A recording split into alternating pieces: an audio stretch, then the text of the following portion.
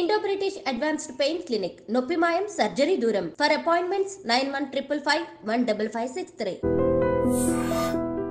అల్లు అర్హ బుజ్జి బుజ్జి మాటలతో బుడిబుడి అడుగులతో చిన్న వయసులోనే సోషల్ మీడియాలో చాలా పాపులర్ అయిపోయింది. అట్టజని కాంచ భూమి సురుడంబర చుంబిర సరసజ్జరి పట్టలము. తెలుగు అంటే అల్లు అర్జున్కి ఇష్టం, పుష్ప 2కి ఇష్టం, అలాగే ఇప్పుడు అల్లు అర్హకు కూడా ఇష్టం, మా అందరికి కూడా ఇష్టం. అట్టజని కాంచె భూమిసురుడు అంబార చుంబి శరసరజ్జరి పటల ముహుర్లుడు అభంగ తరంగ నిస్పనస్ఫుట నటనానురూప పరిపుల్ల కలాప కలాపి జాలము తేను ఘటక చరిత్ర కల కంపిత సాలము సీత శైలము. ఆ బుక్ కూడా తెచ్చేసిన మను చరిత్ర. తెలుగు తప్ప వేరే రాదు, అది అసలు ఇంకొక భాష మాట్లాడదు ఆ అమ్మాయి. ఇవాళ మనం సోకాల్డ్ హీరోలు ఎవరైతే చాలా మందికి తెలుగు రాదు, కానీ తల్లిదండ్రులు ఇక్కడ చాలా మెచ్చుకోవాలి సార్. నా కవితావధూటి వదనంబు నెగాదిగా చూసి రూపురేఖాకమనీయ వైఖరులు కాంచి బళీ బళీ అన్నవారే నీది ఏ కులమన్న ప్రశ్న వెలయించి తెలుగు భాష చక్కగా మాట్లాడితే ఆరోగ్యంగా ఉంటాం. అంతే.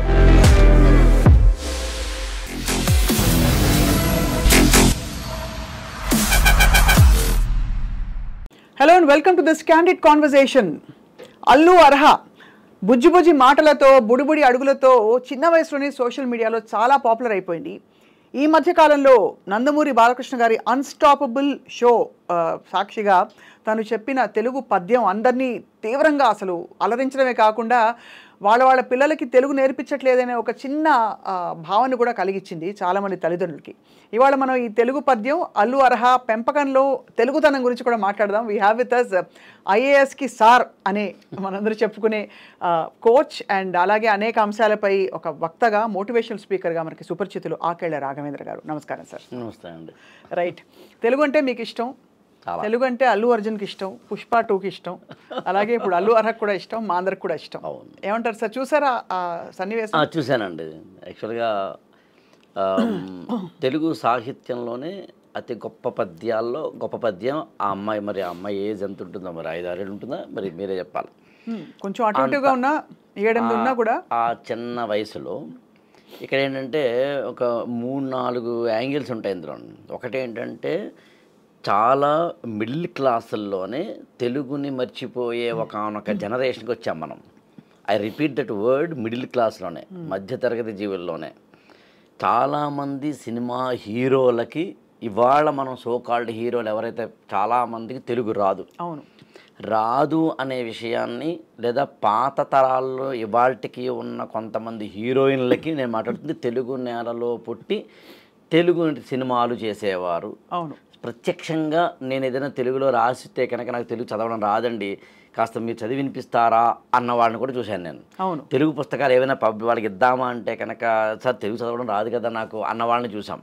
వాళ్ళని డీగ్రేడ్ చేయడం మన ఉద్దేశం కాదు. అంతే అంతే అంతే. కానీ తెలుగు వాళ్ళయ్యుండి తెలుగు పదాలని, తెలుగు భాషని, తెలుగు సాహిత్యాన్ని, తెలుగు సినిమా పాటల్లోంచైనా కనీసం సాహిత్యాన్ని నేర్చుకోవచ్చు.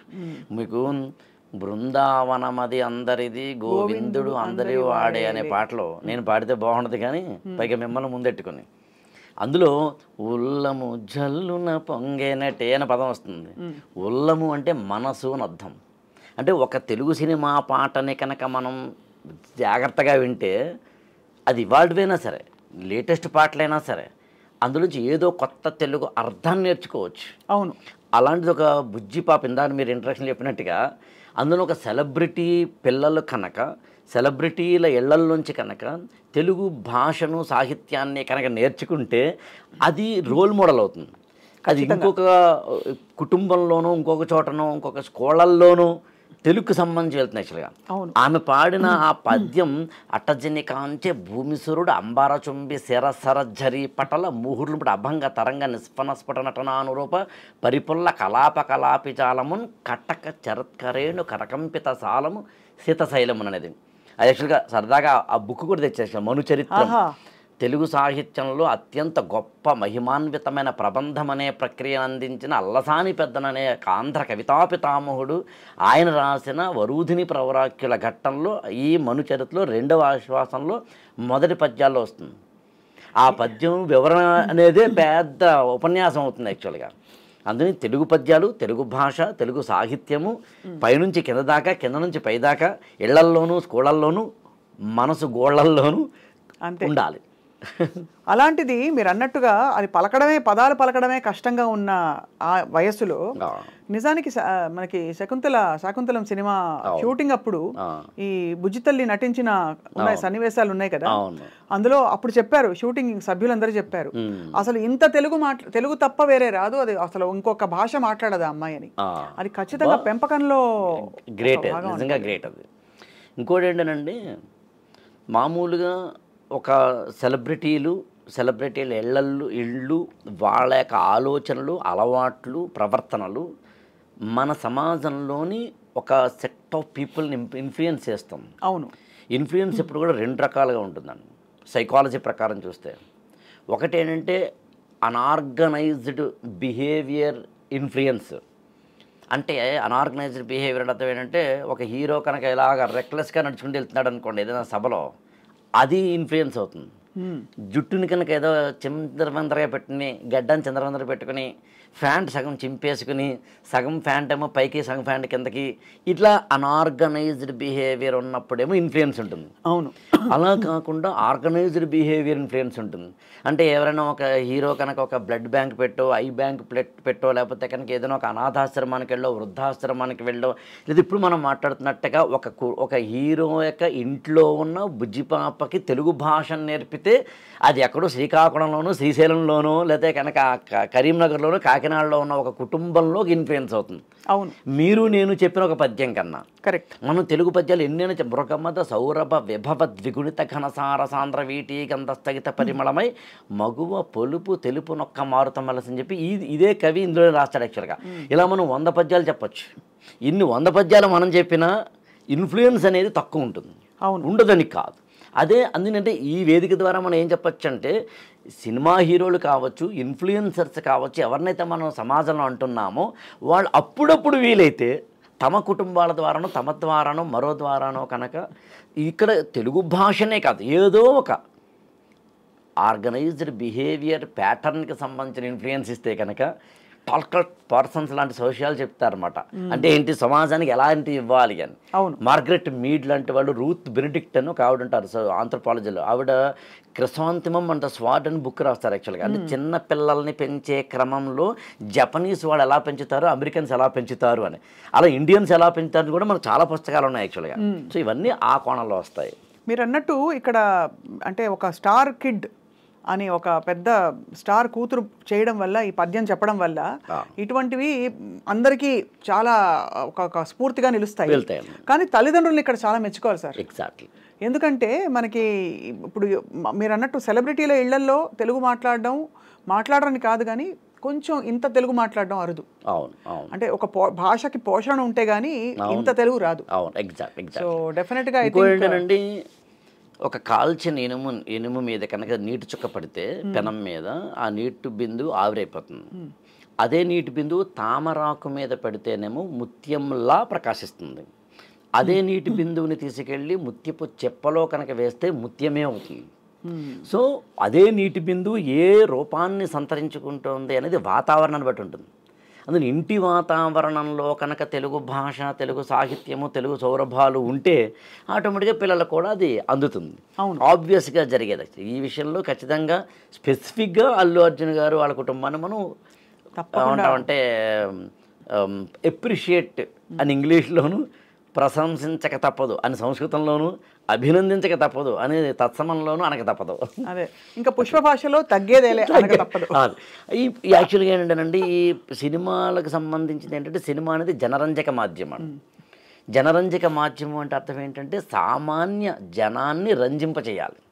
సామాన్య జనాన్ని రంజింపచేసే క్రమంలో భాగంగా ఎప్పుడూ కూడా ఒక చిన్న ఎమోషనల్ కనెక్టివిటీ కోసం చేసే చిన్న చిన్న ఉంటాయి. అది ఈవెన్ భాషా సాహిత్యాల్లోనూ కూడా ఉంటాయండి. ఇప్పుడు సారమతిం కవీంద్రులు ప్రసన్న కథా కలితార్థయుక్తిలో నారసి మేలున ఇతరులు అక్షర రమ్యతనాదరింప నానా రుచిరార్ధ సూక్తినిది నన్నయ భట్టు తెనుంగునన్ మహాభారత సంహిత రచన బంధురుడయ్య జగదిదము అని అంటాడు. నా భాష, నా సాహిత్యం, నా మహాభారతం 3 కోణాల్లో చూడండి అంటాడు. ఒకటేమో కాస్త ఇంటెలిజెంట్గా ఆలోచించే వాళ్ళకేమో లోపల ఏవో కొన్ని ఈక్వేషన్స్ పెడతానో చూసుకోండి, లేదు సూక్తులు కావాలా అవి ఇస్తాను. ఈ రెండూ కాదు, మాకు ఇవేం తెలియదు సార్, వింటే చాలు, అక్షరరమ్యత అంటారు దాన్ని. చాలా పద్యాలు ఇప్పుడు విన్నానమ్మా విన్నానెన్నో విన్నాను, నా విన్నవి కన్నవి విన్నవించగా మాటలకై నే వెతుకాడకపోతే ఛందస్సుల సర్పపుష్పంగం వదిలి శ్మశానాల వంటి నిఘంటువుల దాటి వ్యాకరణాల సంఖ్యలు తెంచుకుని వడివడిగా వెలువడినై పరుగుడినై నా ఎదనడిగినై అంటారు శ్రీశ్రీ. నిజంగా అర్థం కాకపోవచ్చు, కానీ వినాలనే కోరిక అవుతుంది. అది దినక్కుత్త కసక్కుతారా అనే పాటలో కూడా కలుగుతుంది. అవును. ఎండ్ పాయింట్ ఏంటంటే ఏదైనా కానీ అక్షరరమ్యత, వినసొంపుగా అనిపించడం అనేది. అది ఎలాగో ప్రస్తావన వచ్చింది కాబట్టి మనం ఇది అంటే తల్లిదండ్రులు ఇప్పుడు ఇవాళ మొదలు పెట్టాలంటే భాష మనం కూడా పిల్లలకి ఇలా నేర్పిద్దామని ఎక్కడ మొదలు పెట్టచ్చు అనే ప్రశ్నకి సమాధానం చెప్పేలోపు ఈ తగ్గేదేలే అనే మాండలికం ఎలా వచ్చింది? తగ్గేదేలే లాంటి మాండలిక మామూలుగా ఆ సినిమా అయితే కానీ రాయలసీమ మాండలికంలోంచి వచ్చింది. అవును. మాండలికాలు మామూలుగా మన నిత్య జీవితంలో చెప్పేదాన్ని యాసలు అంటాం.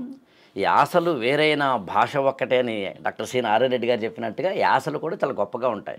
శ్రీకాకుళం అయినా, నెల్లూరు యాస అయినా, లేకపోతే కనుక ఈ యాసలు అనేవి సినిమా మాధ్యమం ద్వారా మాండలిక రూపంలో మనకు కనిపిస్తాయి. ఆ సినిమాని క్రియేట్ చేసేటప్పుడు సుకుమార్ గారు ఇంకొకరు వాళ్ళు ఆ క్యారెక్టరైజేషన్ బట్టి సామాన్య జనం కూర్చుని ఉన్నప్పుడు వాళ్ళు కనెక్ట్ అయ్యేందుకు అందులో ఒక చిన్న రసరమ్యతని ఏర్పరుస్తూ ఉంటాం. అవును, ఊతపదం అయిపోయింది, ఊతపదం అయిపోతుంది. అలాంటిది యాక్చువల్గా మీకు సాహసం చేయరాడింబక అలాంటి మనకి ఎప్పుడు అత్యంత మనం ఉన్న సినిమాలు పాతాళ భైరవి లాంటి వాటి మొదలుకొని వాటి వరకు ఏదో ఒకటి వస్తూ ఉంటుంది యాక్చువల్గా. అవును. సో ఏదో సినిమా అలా ఈవెన్ ఆ మాటకు వస్తే రఫాడిస్తా ఈవెన్ సాహిత్యంలో కూడా ఉంటాయండి అలాగా. అచట పుట్టిన చిగురు కొమ్మైన చేవ అంటాడు యాక్చువల్గా అల్లసాని పెద్దన. అది తెలుగు సాహిత్యంలో చాలా ఫేమస్ స్టేట్మెంట్ అవుతుంది. అందులో అటు తిరిగి సినిమా అనేదేమో ఒక సామాన్య మానవుణ్ణి ఆనంద డోలికల్లోకి తీసుకెళ్లేందుకు, సాహిత్యానికి కూడా అదే ఉందండి. అదే మరణం నా చివరి చరణం కాదు అంటాడండి అలిశెట్టి ప్రభాకరన్ కవిత. పిడికెట్ ఆత్మగౌరవం కోసం అంటాడండి కలేకూరి ప్రసాద్ అనే కవి.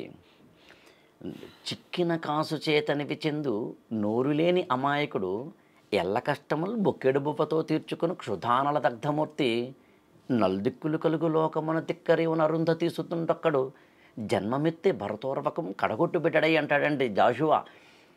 నా కవితావధూటి వదనంబు నెగాదిగా చూసి రూపురేఖాకమనీయ వైఖరులు కాంచి బళీ అన్నవారే నీది ఏ కులమన్న ప్రశ్న వెలయించి చివానున లేచిపోవచ్చో బాకున గుమ్మినట్లయ్య పార్థివచంద్ర వచింపసిగ్గనంటాడండి జాషువా. నా కవిత్వం బాగుంది అన్నవాళ్లే ఏది నీ కులం అని అడిగి నేను దళిత కులస్తున్ననేసరికి నన్ను దింపేశారు ఆ బండిలోంచి, బాకుతో అది కొట్టేసినట్టు అయిపోయింది, చంపేసినట్టు అయిపోయింది అని బాధపడతాడు. కవిత్వానికి అంతటి, పద్యానికి అంతటి భావాన్ని చెప్పగలిగిన సామర్థ్యం ఉందండి. అవును, శక్తి ఉంది. అది చిన్నపిల్లలు కనుక నేర్పుతూ వెళ్ళామనుకోండి అంతకంటే ఇంకోటి కూడా ఉంది. బ్రాండ్ అంబాసిడర్స్ అని మనం పెద్దగా అనుకుంటాము, వీళ్ళు యాక్చువల్గా నా దృష్టిలోనండి ఇన్ఫ్లుయెన్సర్స్ అంటే సమాజంలో ఒక పాజిటివ్ కోణాన్ని, ఒక అది సంస్కృతి అంటారా, సంప్రదాయం అంటారా, మరొకటి అంటారా కాదండి, ఒక విలువ, ఒక డిగ్నిటీ అని ఒక పదం ఉంటుందండి. డిగ్నిటీ అంటే ఏంటి అన్నదానికి నేను 8th క్లాస్లో ఉన్నప్పుడు మా టీచర్ని అడిగాను, హోందాతనం అంటే ఏంటి? ఏం లేదురా, ఒక సభ జరుగుతోంది అనుకుందాం, ఒక వక్త మాట్లాడుతున్నాడు అనుకుందాం, మిగతా కూర్చున్న వాళ్ళు విన్నా వినకపోయినా విన్నట్టే నాకనేసి నటించడమో, లేదా పక్కవాడిని కెలక్కుండాను అటు ఇటు తిరగకుండాను ఉండడమో చేస్తే అదే పెద్ద హోందాతనం. సెల్ ఫోన్ ఆఫ్ చేసుకుని కూర్చోవడం లాగా. అంతే అంతే. ఈ డిగ్నిటీ అనేది, హోందాతనం అనేది సమాజానికి మనం ఎలా ఇస్తున్నాం అన్నది పాయింట్. గొప్పగా ఐ థింక్ చాలా గొప్పగా చెప్పారు రాఘవేంద్ర గారు. ఇక్కడ ఒక క్వశ్చన్ చెప్పాలి మీకు. మనం ఇంగ్లీష్లో ఆల్ఫాబెట్ ఉంటాయి 26, తెలుగులో కూడా ఆల నుండి వర్ణమాలంటాం, అక్షరాల నుండి 56 ఉంటాయి. ఒక్కొక్క అక్షరాన్ని పలికేటప్పుడు మన నాలుక ఒక్కొక్క విధంగా తిరుగుతుందండి. నాలుక మాత్రమే కాదు, నాభి నుంచి అన్ని అక్షరాలని పలికేటప్పుడు మనం మనం యొక్క శ్వాసని అనండి గాలిని అనండి తీసుకుంటూ ఉంటాం వదులుతూ ఉంటాం. కాక గాగ ఞ ఒకలా పలుకుతాం. దాన్ని కంఠ్యాలు అంటారండి. కంఠాన్ని ఓపెన్ చేస్తే కానీ పలకలేం. చ జని దవ తాళు సహాయంతో పలుకుతామండి. పప్ప పభ మ వాటిని పెదవిని ఓష్టము అంటారు కాబట్టి పెదవుల కలయికతో కలుపుతాం కాబట్టి దాన్ని ఓష్ట్యాలు అన్నారండి. ఈ దంత్యాలు, తాళవ్యాలు, ఓష్ట్యాలు, కంఠ్యాలు, మూర్ధన్యాలు ఉంటాయి. టాట డాఢ ఆణ నాలుకని పైకి తన్ని కింద తీసుకొస్తామండి. అంగుడి అంటాం. మీకు ఎప్పుడన్నా యోగాకి సంబంధించి కానీ తంత్ర యోగానికి సంబంధించి కానీ ఎవరైనా పెద్దవాళ్ళు ఉంటే వాళ్ళు ముద్రలు అని చెప్తారండి. అందులో కొన్ని భ్రామరీ ముద్ర అనే కొన్ని ముద్రలు ఉంటాయి. ఆ ముద్రలో ఒక ముద్ర నాలుకని మడత పెట్టి పైకి తనడం అండి. క్రియాయోగంలో అదే చేస్తారండి. అలా చేయడం ద్వారా మన నాడులు 72,000 నాడులు ఏవైతే అవి యాక్టివేట్ అవుతాయండి. నా నాడుల తీగలపై సాగిన నాదబ్రహ్మపు పరిచంబరంలో అంటాడు శ్రీశ్రీ. అందుకే మహాప్రస్థానంలో కవిత ఓ కవిత అనే దాంట్లో అన్నమాట. సో అట్లా మనం ఇంగ్లీష్ అక్షరాలు పలికేటప్పుడు ABCDEF ఏవైతే ఉంటాయో వాటిల్లో కంఠ్యాలు, మూర్ధన్యాలు, తాళవ్యాలు ఇప్పుడు ఏవైతే మనం పదాలు వాడుతున్నామో అంటే కంఠాన్ని ఓపెన్ చేసిన కక్క గగ్గ ఇన్య కావచ్చు, దవడను ఇలా పట్టు వదులుతున్న చాచా జజ్జ ఇణి కావచ్చు, నాలికను పైకి తన్నుతున్న టాటా డాఢాణ అనే మూర్ధన్యాలు కావచ్చు, తాత దాధ అనే 4 అక్షరాలు పలికినప్పుడు తాని నాలుకని పైన దంతాలని తన్ని ఎత్తుతాం. తా తా దా దా అన్నప్పుడు నాలుకని దంతాన్ని తగులుతాం కాబట్టి దంత్యాలు అన్నారు వాటిని. నకారం పలికేటప్పుడు నాన్న నాన్న అని పలికేటప్పుడు నాలుకని దంత మూలాన్ని తగులుతాం. దంతాన్ని కాకుండా దంత నా తాత దాదా నాను మూలాన్ని పలుకుతున్నాం కాబట్టి దాన్ని దంతమూలియమన్నారు. అందుకనే 56 అక్షరాలు ఏవైతే తెలుగులో ఉన్నాయో అవన్నీ మనం సంస్కృతంలోంచి తెలుగులోకి వచ్చిన పదజాలం అంటారా. ఆ దుష్యంతుడు అనంత సత్వుడు సమస్త ఆశాంత మాతంగ మర్యాదాలంకృతమైన భూవలయు ఆత్మాయత్తమే ఉండగా ఆదిత్యాంశ సమీర దుర్గమ బహుగ్రారణ్య దేశాలతో ఆది క్షత్ర చరిత్ర నేలే అజితుండే బాహువీర్యం మనం అనేదాని మనం చదివితే మనకి తెలియకుండానే నాడులన్నీ కూడా అంటే ఉచ్ఛ్వాస నిశ్వాసాల వాయులీనాలు అని చెప్పి ఎలా అయితే వేటూరు గారు అన్నారో అలా మనకి తెలియకుండానే మనం ఎక్సర్సైజ్ చేసినట్లు లెక్క. అంటే సింపుల్గా చెప్పాలంటే తెలుగు భాష చక్కగా మాట్లాడితే ఆరోగ్యంగా ఉంటాం. అంతే అంతే ఇంక సింపుల్గా చెప్పాలి అంటే మా కథం తొక్కే తొరంగాలో మదం పట్టిన మాతంగాలో విషం కక్కే భుజంగాలో కవిని పాటల వలయ విచల విహంగాలో విలయసాగర తొరంగాలో యుద్ధగుంజన్ మృదంగాలో కవిని పాటలు అని చెప్పి శ్రీశ్రీ చివరిలో ఉంటే నీ గణన్మంగళ కళకాహళహళాహళిలో కరిగిపోతున్నాయి కలిసిపోతున్నాయి కనరాకనే కదిలిపోతున్నాయి అంటాడు. అందులో మీరు చెప్పినట్టుగా తెలుగు పద్యాలు, తెలుగు పాటలు, తెలుగు కవిత్వం, తెలుగు గేయాలు, జానపదమైనా సరే అంతే ఏదైనా సరే చదివితే వింటే ఆరోగ్యం బాగుంటుంది, మన యొక్క సమాజం కూడా బాగుంటుంది. చాలా గొప్పగా మరొకసారి స్ఫూర్తిదాయకమైన విషయంపై మరింత స్ఫూర్తిని వెదజల్లారు మీరు. ధన్యవాదాలు రాఘవేంద్ర గారు. Thank you so much.